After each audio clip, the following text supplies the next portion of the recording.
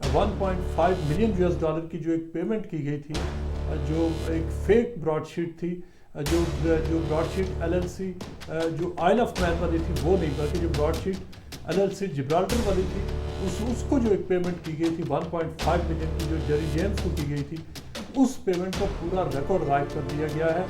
نہ صرف یہ کہ وہ ریکارڈ پاکستان سے غائب ہے، فارن آفس ہے وہاں سے غائب ہے، نیب کے دفتر سے بھی نہیں ملا، اٹارنی جنرل کے دفتر میں بھی کچھ نہیں ملا، بلکہ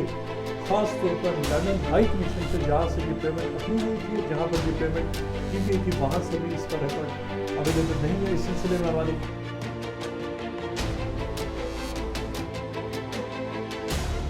براڈ شیٹ کمیشن کے سربراہ جسٹس ریٹائرڈ عظمت سعید شیخ نے جو براڈ شیٹ سکینڈل کے حوالے سے جو رپورٹ ہے وہ انہوں نے تیار کر لی، اور اس رپورٹ کے حکومت پاکستان کو انہوں نے پیش کر دی ہے، لیکن اس رپورٹس کے کچھ حصے لیک ہوئے ہیں جس میں ایک بڑا دعویٰ سامنے آیا ہے، اور وہ یہ ہے کہ 1.5 ملین US ڈالر کی جو ایک پیمنٹ کی گئی تھی، جو ایک فیک براڈ شیٹ تھی، جو براڈ شیٹ LLC جو آئل آف مین والی تھی وہ نہیں، بلکہ جو براڈ شیٹ LLC جبرالٹر والی تھی اس کو جو ایک پیمنٹ کی گئی تھی 1.5 ملین کی جو جیری جیمز کو کی گئی تھی، اس پیمنٹ کا پورا ریکارڈ غائب کر دیا گیا ہے۔ اور نہ صرف یہ کہ وہ ریکارڈ پاکستان سے غائب ہے، فارن آفس ہے وہاں سے غائب ہے، نیب کے دفتر سے بھی نہیں ملا، اٹارنی جنرل کے دفتر میں بھی کچھ نہیں ملا، بلکہ خاص طور پر لندن ہائی کمیشن سے جہاں سے یہ پیمنٹ اپروو ہوئی تھی اور جہاں پر یہ پیمنٹ کی گئی تھی وہاں سے بھی اس کا ریکارڈ اویلیبل نہیں ہے۔ اس سلسلے میں ہماری مختلف جو اس وقت 2008 میں جب یہ ساری پیمنٹس ہوئی، اس حوالے سے ہماری اس سے پہلے بھی ہم انویسٹیگیٹ کر چکے ہیں، رپورٹ کر چکے ہیں، لیکن اس وقت کے بعض اہم لوگ ہیں جن سے ہماری بات چیت ہوئی ہے۔ یہ رپورٹ آنے کے بعد سب سے پہلے واجد شمس الحسن سے میری بات ہوئی ہے۔ واجد شمس الحسن کا یہ کہنا ہے کہ انہوں نے جون 2008 میں انہوں نے ٹیک اوور کیا تھا، وہ اس وقت بنے تھے ہائی کمشنر، پاکستان کے ہائی کمشنر بنے تھے برطانیہ میں، اور اس وقت ان کا یہ کہنا ہے کہ، اور یہ ڈاکیومنٹڈ اور یہ ایکسیپٹڈ فیکٹ بھی ہے کہ جو پیمنٹ تھی جو اس وقت کے ڈیپٹی ہائی کمشنر تھے عبدالباسط صاحب، انہوں نے وہ پیمنٹ کی تھی، اور وہ انہوں نے جو دو مختلف جو پیمنٹس تھی، ایک تقریباً جو 8 لاکھ ڈالرز کی پیمنٹ تھی اور دوسری تقریباً 7 لاکھ کی، دو مختلف پیمنٹ تھی جو انہوں نے مڈ آف 2008 یعنی جو ہے نا مئی اور جون کے دوران وہ والی پیمنٹس انہوں نے کی جو جیری جیمز کو، اور جیری جیمز باقاعدہ طور پر خود ان پیمنٹس کو لینے کے لیے آئے تھے۔ واجد صاحب نے جب ٹیک اوور کیا اس وقت جو تقریباً جو اس زمانے کی بات ہے کہ یہاں پر منظور الحق ہوتے تھے جو اس وقت پورے اکاؤنٹس کو ہیڈ کرتے تھے، منظور الحق نے وہ پیمنٹس انہوں نے ریلیز کی، اور اس میں اس وقت جو پورا جو مختلف جو اس وقت جو ہائی کمیشن کے جو لوگ ہیں وہ اس بات کی تصدیق کر رہے ہیں کہ جو عبدالباسط صاحب تھے ڈپٹی ہائی کمشنر، انہوں نے ان کو پاکستان کی طرف سے جو اس وقت فارن آفس کی طرف سے کہا گیا تھا کہ یہ پیمنٹس کریے۔ اب سب سے بڑا سکینڈل یہ ہے کہ وہ پیمنٹس چونکہ وہ جو 1.5 ملین والی پیمنٹ ہے، اس پیمنٹ کی وجہ سے جو پورا باقی کیس بنا ہے جو کوے موسفی جو جیتے ہیں، یہ ایکچولی اس پیمنٹ کی بنیاد پر ہے کہ جو سر اینتھنی ایونز کی جو ججمنٹ ہے اس میں کہا گیا کہ پاکستان نے ایک فراڈولنٹ پیمنٹ کی، اور پاکستان نے جان بوجھ کر 1.5 ملین جو جیری جیمز کو ادا کر کے انہوں نے جو ایکچوئل جو براڈ شیٹ جو آئل آف مین والی تھی جس کے ساتھ پاکستان کا کانٹریکٹ تھا، اس کو جو اس کے ساتھ اس کو اکنامک ٹاٹ کیا، یعنی اس کے ساتھ جو بدماشی کی، اس کے ساتھ جو معاہدہ توڑا، اس کو ایک کرمنل جو پلاٹ تھا اس کے ذریعے اس کے خلاف کانسپریسی کی براڈ شیٹ LLC کے ساتھ، جس کی وجہ سے پاکستان کو اب تقریباً 70 ملین US ڈالر کی رقم جو ابھی تک پاکستان تقریباً ادا کر چکا ہے۔ جو واجد صاحب نے، واجد شمس الحسن کا یہ بھی کہنا ہے کہ انہیں جب پتہ چلا کہ اس طرح کی ایک پیمنٹ ہو رہی ہے اور انہوں نے پوری فائل دیکھی تو انہیں سب سے پہلے تو یہ پتہ چلا کہ جن لوگوں کو یہ پیمنٹ ہو رہی ہے ان کو ایکچولی پیمنٹ ہو ہی اس لیے رہی ہے کہ وہ جو آصف علی زرداری، بینظیر بھٹو اور جو شریف فیملی ہے ان کو انویسٹیگیٹ کریں۔ اس کی بنیاد پر یہ اس وقت یہ ساری بات ہو رہی تھی، لہٰذا انہوں نے کہا کہ جو ہی انہیں پتہ چلا کہ اس طرح کی ایک پیمنٹ ہے اور ان سے کہا گیا کہ وہ پیمنٹ ہونے جا رہی ہے تقریباً 1.5 ملین کی، انہوں نے کہا کہ انہوں نے واجد شمس الحسن نے فوراً یہ کہا کہ اس پیمنٹ کو روکا جائے اور یہ پیمنٹ نہ کی جائے۔ لیکن پھر اس کے بعد ان کا یہ کہنا ہے کہ جو فاروق ایچ نائک تھے ان کا انہیں فون آیا اور انہیں کہا، فاروق ایچ نائک نے کہا کہ ہمیں جو فارن آفس کی طرف سے ایڈوائز یہ ہے کہ اگر یہ پیمنٹ نہ کی گئی تو اس سے ہمیں لیگل کمپلیکیشن زیادہ پیدا ہوں گی، اور یہ کہ ہمارا لندن ہائی کورٹ میں ہمارے خلاف ایکشن شروع ہوگا، لہذا یہ سیٹلمنٹ ہے براڈ شیٹ کے ساتھ معاملات سارے طے ہو چکے ہیں، لہٰذا یہ پیمنٹ ریلیز کر دی جائے. یہ ان رائٹنگ وہاں سے ملنے کے بعد انہوں نے اس پیمنٹ کو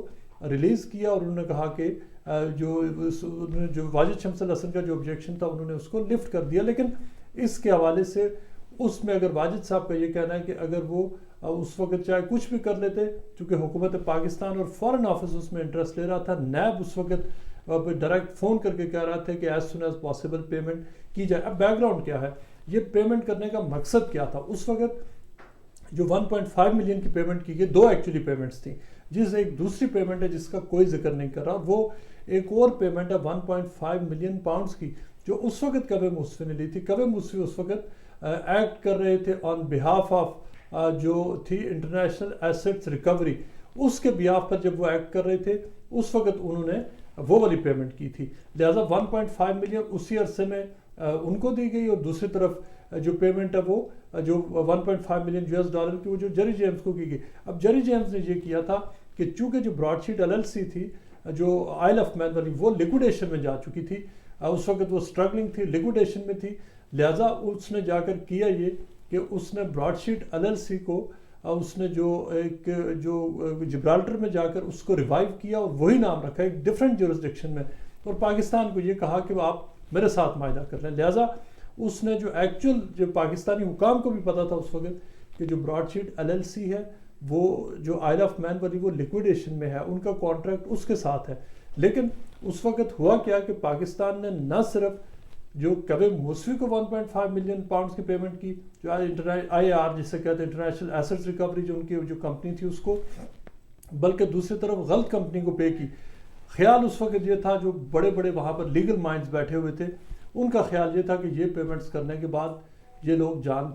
چھوڑ دیں گے. لیکن پاکستان سے مسٹیک یہ ہوئی کہ وہ پیمنٹ جو انہوں نے فراڈولنٹ پیمنٹ ایک طرف وہ کی، اور دوسری طرف جو کوے موسوی کو 1.5 ملین پاؤنڈز پے کیے، انہوں نے اس کوے موسوی نے ان پیسوں کو یوز کرتے ہوئے جو براڈ شیٹ LLC تھی، جو آئل آف مین والی جو اوریجنل براڈ شیٹ LLC تھی جس کی نیب کے ساتھ کانٹریکٹ تھا، اس کو ریوائیو کیا. جو مختلف کریڈیٹرز تھے ان کے پیسے دیے اور اس کو ریوائیو کیا، اور پاکستان کے ساتھ اس وقت 2008 میں وہ کیس شروع کیا جو اگر تو اس وقت جو نیب اگر کوے موسوی کو وہ پیسے پے نہ کرتے یا اگر اس طرح کی سیٹلمنٹس نہ کرتے تو بعد میں کچھ بھی نہیں ہونا تھا. انہوں نے ان پیسے کو استعمال کرتے ہوئے اس جو سٹرگلنگ اس وقت براڈ شیٹ LLC تھی اس کو ریوائیو کیا، زندہ کیا، اور پاکستان کے خلاف پاکستان کے پیسے یوز کرتے ہوئے ایک پورا کیس شروع کر دیا. یہ تھی وہ بنیاد جس کے اوپر ہوا. لیکن اب یہ سوال یہ پیدا ہوتا ہے کہ پاکستان میں یہ ریکارڈ غائب کیوں کیا گیا؟ ریکارڈ غائب کرنے کا بڑے بڑے نام اس میں انوالوڈ ہیں جنہوں نے اس ریکارڈ کو غائب کیا، اور اس کی وجہ یہ ہے کہ جو پاکستان کو اب 70 ملین کا جو ٹوٹل بل پڑ چکا ہے، اس کی بنیاد وہ والا کانٹریکٹ تھا. اس کے اوپر جتنے بھی لوگ ہیں، یہ جو اب کہا جا رہا ہے کہ وہ ریکارڈ غائب ہے، ریکارڈ ایکچولی وہ نیب کے پاس موجود ہے، وہ مختلف پاکستانی اداروں کے پاس موجود ہے، لیکن اس میں جن لوگوں نے سائن کیے ہوئے ہیں وہ اتنے پاورفل لوگ ہیں کہ ان کا نام کوئی سامنے نہیں آنے دے رہا.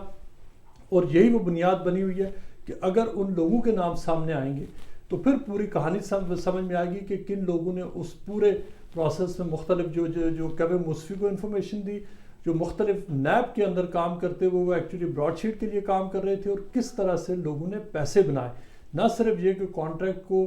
جو مختلف جو فیزز ہیں اس کے دوران، بلکہ تھرو آؤٹ جب یہ کیس چلا اس عرصے میں لوگوں نے بیچ میں پیسے بنائے. اور یہی وجہ ہے کہ جو ایک پورا پروسیجر تھا کہ رش کیا گیا کہ کس طرح سے جب لندن ہائی کورٹ کی ججمنٹس آئیں تو اس کے فوراً بعد پیمنٹس بھی کی گئی. پیسے لندن بھیجنے کے بعد پھر کہا گیا کہ اب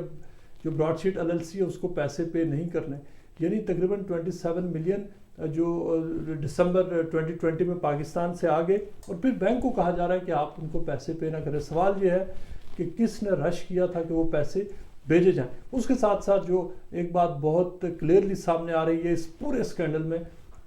کہ یہ جو پوری قیمت پڑی ہے پاکستان کو 70 ملین کی، اس کی بنیاد کس نے رکھی؟ پرویز مشرف نے. اس پورے معاہدے کو آگے ایگزیکیوٹ کس نے کیا؟ جنرل امجد نے کیا. اس کے بعد جنرل منیر حفیظ آئے، اور اس کے بعد جنرل مقبول آئے. ان سب لوگوں نے اس کانٹریکٹ کو چلایا. بنیاد کیا تھی؟ اور اس پر ایک اور پیمنٹ ہوئی جو میٹرکس چیمبرز کو اس وقت بیچ میں پیمنٹ کی گئی، جو تقریباً 4.5 لاکھ پاؤنڈز کی بنتی ہے.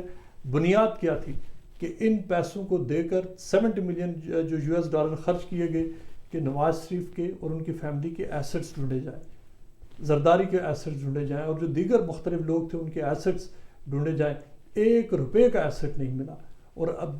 اب جا کے رزلٹ کس بات پہ نکل رہا ہے کہ